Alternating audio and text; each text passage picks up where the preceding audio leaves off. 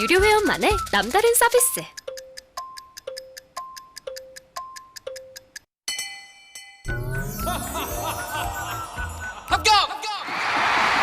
합격하고 돈도 받는 혜택.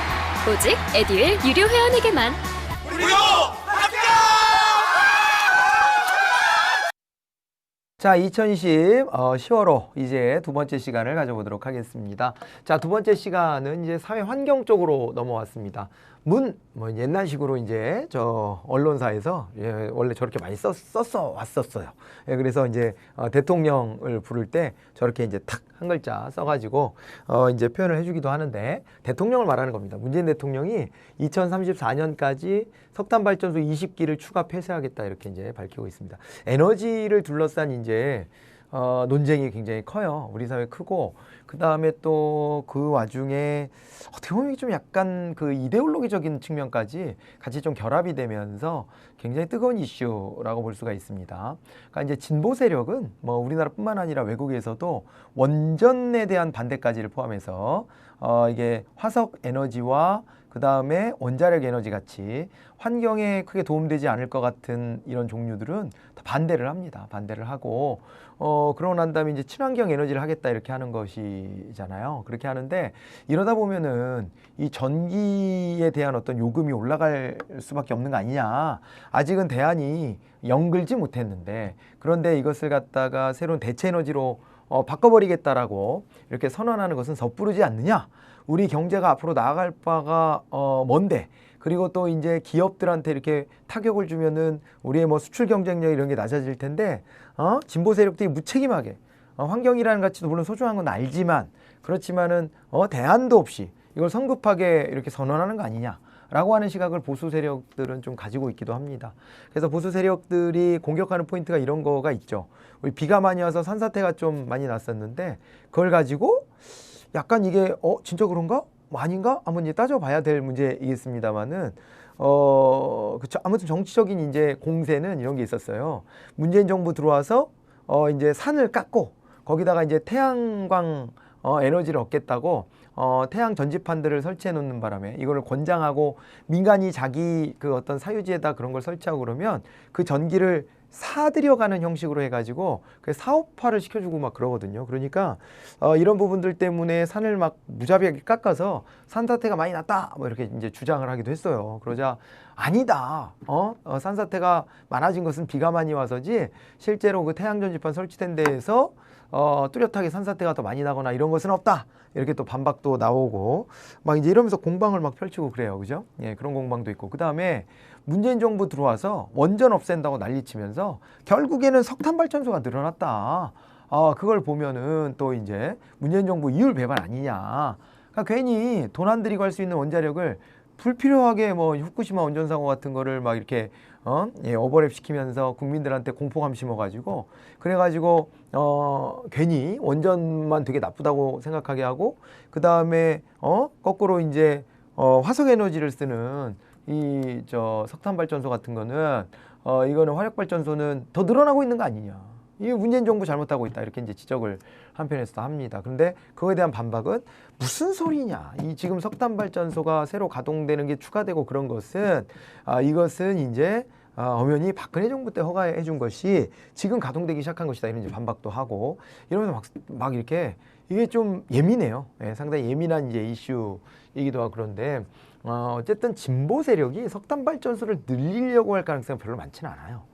그것은 왜냐면은 경제가 당장의 지금의 경제가 좀 타격을 입더라도 이를테면 환경이라는 가치, 뭐 생태라는 가치가 더 중요하다. 그것이 뭐 생명에 대한 존중이다. 이런 이제 것들로 이데올로기가 좀 형성돼 있기 때문에, 그건 뭐 우리나라만의 문제가 아니라 전 세계적인 이데올로기 방향이 좀 그런 거죠. 그러니까 경제적인 어떤 이해나 이런 것들을 잘 유지하고 경제 성장을 통해서 국력을 키워야 한다라고 믿는 이제 보수 세력, 서로가 뭐 아주 다르게 정반대로 가는 건 아니지만은, 그렇지만은 그 방향성의 약간의 그 핀트가 좀 다르단 말이에요.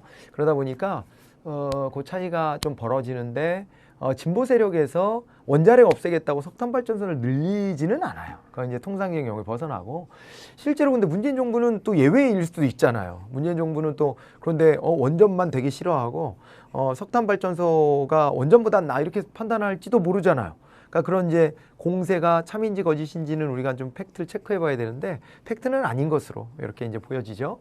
그러니까 문재인 대통령이 2034년까지 석탄 발전소 20기를 추가 폐쇄하겠다라고 선언을 또 했고요. 문재인 대통령은 9월 7일 푸른 하늘의 날을 맞아서 오늘 2034년까지 석탄 발전소, 화력 발전소 20기를 추가로 폐쇄하겠다는 의지를 천명했다는 겁니다. 물론 뭐 퇴임하고도 한참 뭐 시간이 가야 될 문제여서 그래서 이게 뭐 뜻대로 다 될지 모르지만 일단은 이제 이런 입장을 천명하고 있는데요. 이거는요.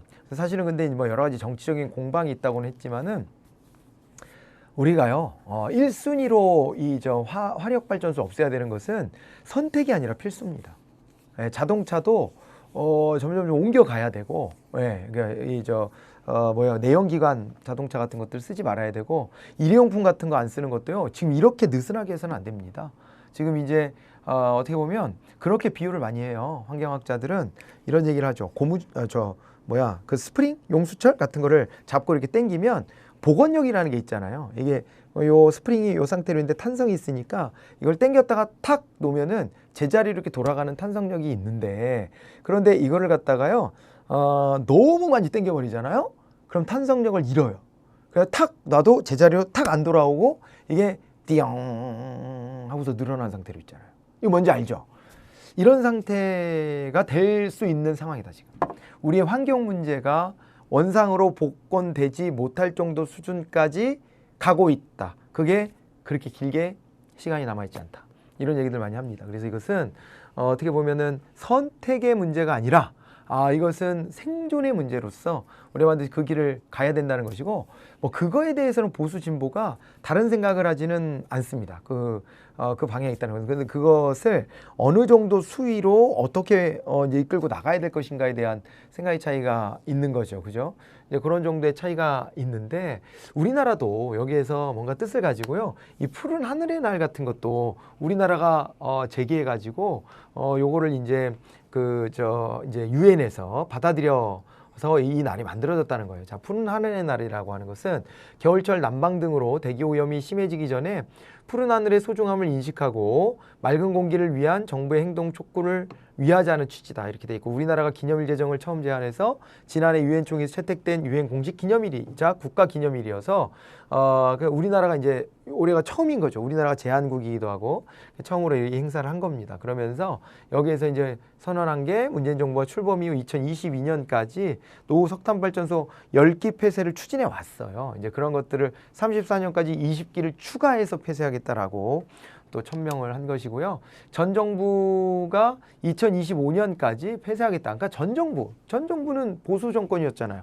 근데 보수 정권에서도 이 석탄 발전소를 이제 없애는 방향으로 큰 틀에선 가야 된다는 것을 이거를 누가 뭐 반대를 하겠어요. 그래서 전 정부가 2025년까지 이제 폐쇄하겠다라고 하는 로드맵을 가지고 있기도 했는데 그걸 갖다 문재인 정부는 좀 더 앞당기겠다 뭐 이렇게 해놓고 있다는 거죠. 근데 이것은 이제 34년까지 뭐 20기 추가 그거 말고 요거는 이제 재임 기간 중에 10기를 이제 폐쇄한다라고 했던 것에 대한 설명입니다.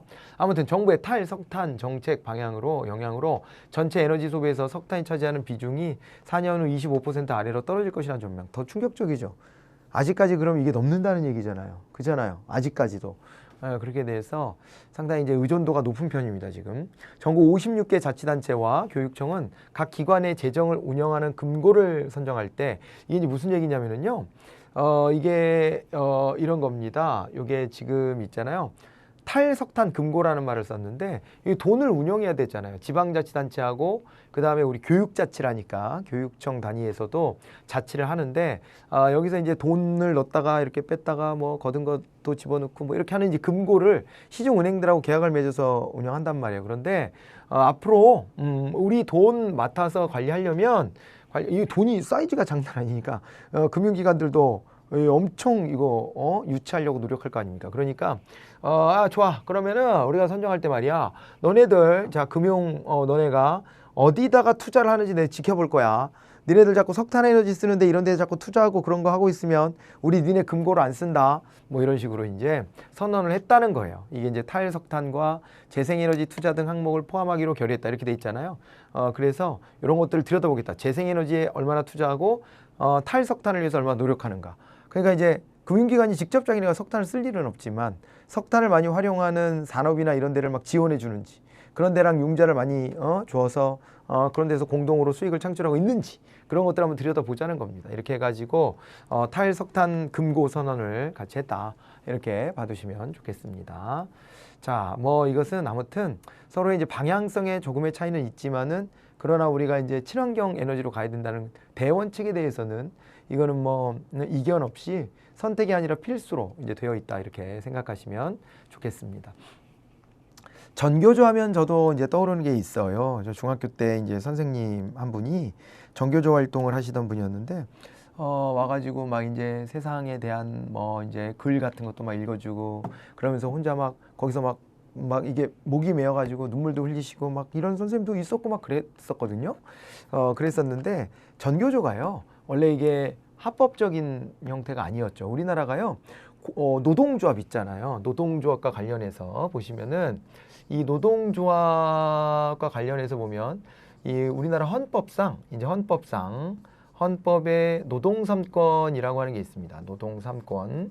노동 3권이라고 하는 게 있는 것 정도는 다 잘 아실 거라고 생각은 이제 드는데, 이게 이제 뭐냐면은 노동 3권, 요게 이제 단결권과 단체 교섭권과 단체 행동권이 있어요.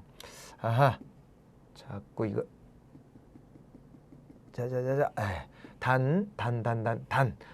단결권 먼저. 단결권은 노조를 결성할 수 있는 권리가 있다, 이렇게 하는 것이고, 그 다음에 이제 단체 교섭권이다, 이렇게 되면 단체 교섭권은 이 노조를 만들었는데 뭐 대화를 좀 해봐야 될 거 아닙니까? 그런데 노조를 만들어 갖고 대화합시다. 그랬더니 이 사측에서 뭔데 네가 뭔데 나랑 대화하자 그래? 이 건방진 놈, 내가 너 뽑아가지고 내가 너 먹고 살게 해줬더니 너 나한테 이럴 수 있어? 막 이럴 수도 있잖아요. 그래서 그렇게 대응할 수 없도록 단체 교섭을 요구하면 반드시 성실하게 임할 수 있도록 하는 권리가 헌법에 보장되어 있어요. 가장 최상위법에.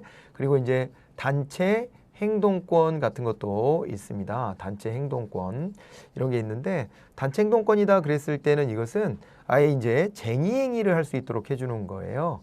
쟁의행위를 할 수 있게 해준다라고 하는 것인데, 이 쟁의행위라고 하는 것은 이제 어떻게 되냐면, 노동자들이 할 수 있는 게 스트라이크, 파업 같은 게 있고요. 그 다음에 이제 사보타지라고 하는 이제 태업이라고 하는 게 있어요. 사보타주를 할 수가 있고요. 그 다음에 이거 말고도 이제 피케팅이라고 해가지고요.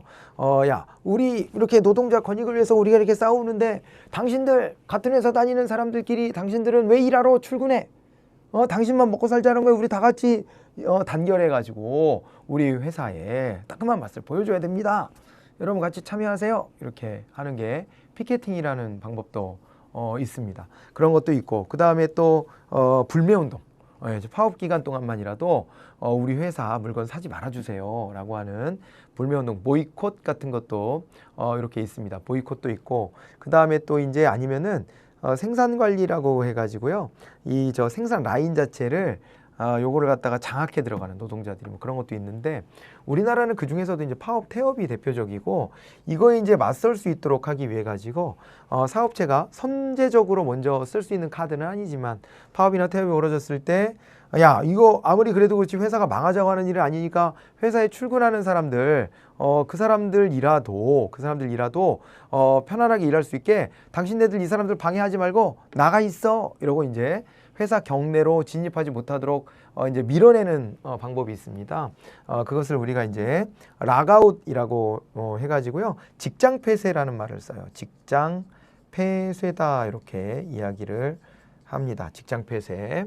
그래서 파업과 태업은 노동자 쪽에서 하는 것이고, 노조 쪽에서 하는 것이고, 직장 폐쇄는 사용자 측에서 행하는 것인데, 어쨌건 이런 쟁의까지를 이제 보장을 해주는 겁니다. 이게 이제 헌법상의 이제 노동 3권이다, 이렇게 이제 보시면 되는데, 그런데 하나 또 기억하셔야 될 대목이 뭐가 있냐면은, 헌법상 노동 3권을 이렇게 주면서도 단 이렇게 나와요. 단 있잖아요. 공무원인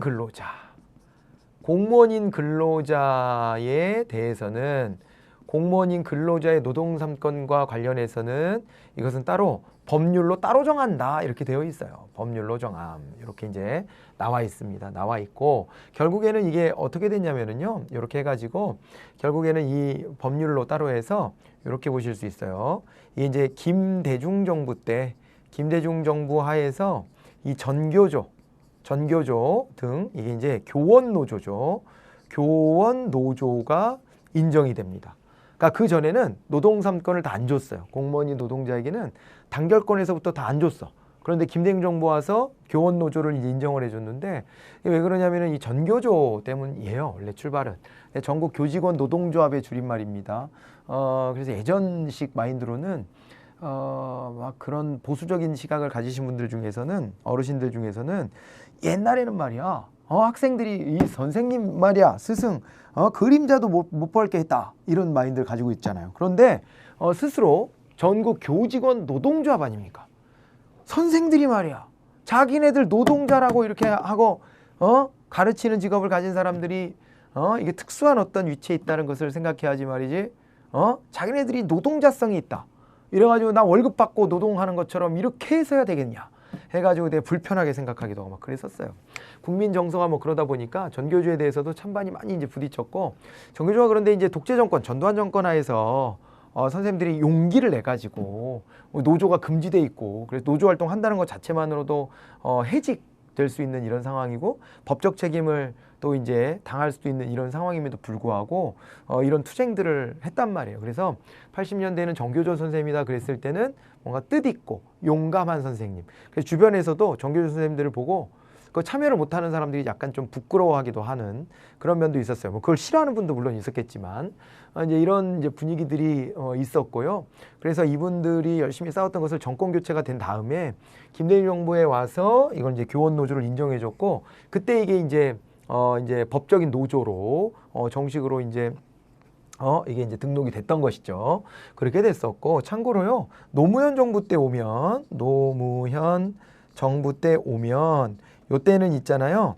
공무원 노조도 이제 허용이 돼요. 여기 이제 공무원 노조는 노무현 정부 때 이제 허용이 됐는데 다만 이제 공통점이 있습니다. 교원 노조가 됐건 공무원 노조가 됐건 단결권은 줬고 단체 교섭권은 줬는데 단체 행동권은 주지 않았어요. 그래서 파업, 태업 같은 것들을 할 수가 없어요. 태업은 아예 파업하는 거랑 좀 달리 업무 양을 좀 이렇게 줄인다든가 그러니까 이제 생산을 느긋하게 하는 거죠. 느릿느릿 생산성을 떨어뜨려 버리는 거예요. 그렇게 하거나 불량을 만들어내거나 이렇게 하는 게 태업이라 태업 정도까지는 우리가 이제 좀 이렇게 좀 인정을 한다 이렇게 볼 수가 있고 사실 아까 말했던 뭐 이제 피켓팅 감시행위라고도 하는데 그 감시행위라든가 아니면은 또 이제 아까 말했던 뭐 보이콧 같은 뭐 불매운동이나 이거는 좀 우리가 보편적으로 보는 이 형식은 아니죠. 형식은 아니고 이제 뭐 그렇긴 한데 아무튼 공무원들에 이렇게 해당되고 교원에 해당되면 이런 이제 그 단체 행동을 할 수 없게 되어 있고요. 여전히 이렇게 공무원 중에서도 일반직 공무원을 중심으로 해서 일부 예외 플러스 알파로 해가지고만 노조 허용이 가능하지 특정직 공무원 있잖아요. 특정직 공무원, 소방공무원, 경찰공무원, 군무원, 군인 뭐 이런 분들은 노조 결성 자체가 안 되죠. 단결권이 여전히 제한되어 있습니다. 그래서 우리나라가 이제 소방공무원에 대해서는 요 이제 노조를 허용해 줘야 되지 않냐 뭐 이런 얘기도 있긴 합니다만은 아무튼 이제 이런 게 이제 역사고 이게 이제 기본적으로 우리가 배경 지식으로 알고 있으면 좋은 건데 이 전교조가 법 외 노조로 다시 좀 밀려난 적이 있습니다. 박근혜 정부 때 그런 일이 있었는데요. 이게 이제 보시면은 대법원 전원합의체는 9월 3일 전교조가 법외 노조 통보는 위법하다면서 고용노동부를 상대로 낸 처분 취소 청구 소송에서 원고 패소 판결한 원심을 깨고 사건을 서울고법으로 환송했다. 그러니까 우리가 이제 신급제도가 있잖아요. 3심제도라고도 하고 신급제도가 더 정확한 표현인데 신급제도상으로 봤을 때 1심을 이제 보통 지방법원에서 합니다.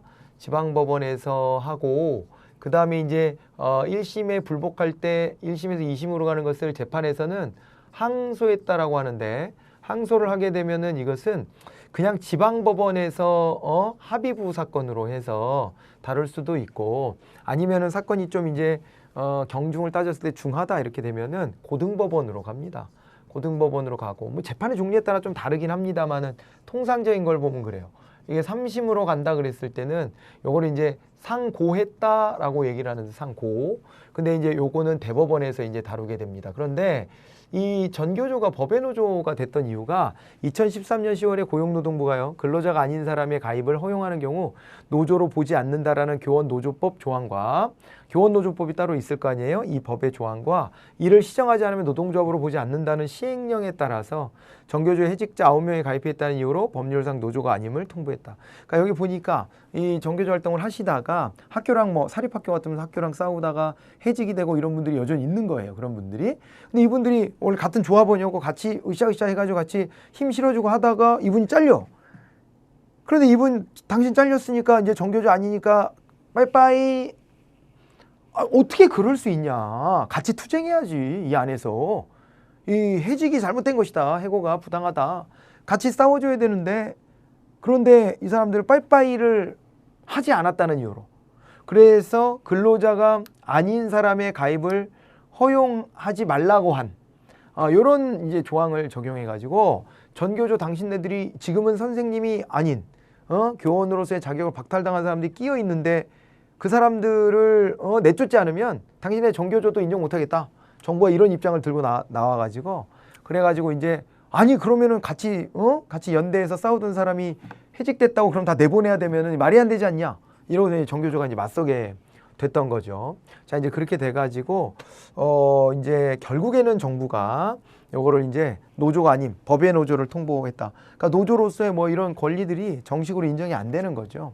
그런 상태가 되어 있었고 여태 법적 투쟁을 한 겁니다. 그런데 1심이나 2심에서는 이 법이 있다 보니까 법에 따라 판단해야 된다라는 원칙 때문에 이 법이 지금 법령이 있는 거 아닙니까? 법령이 있기 때문에 법령에 근거해서 봤을 때는 법의 노조 통보한 것은 위법이 아니다. 그것은 정부가 잘한 처분이다. 이렇게 해가지고 이제 왔던 것인데 이걸 대법원이 이제 판단을 뒤집어서 대법원이 판단을 뒤집으면 이 2심 선고한 법원에다가 파기해서 환송을 해요.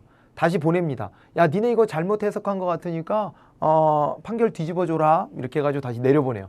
그러면 다시 이제 재판을 열어가지고 판결을 번복해줘야 되는 이런 이제 형식을 취합니다, 이게.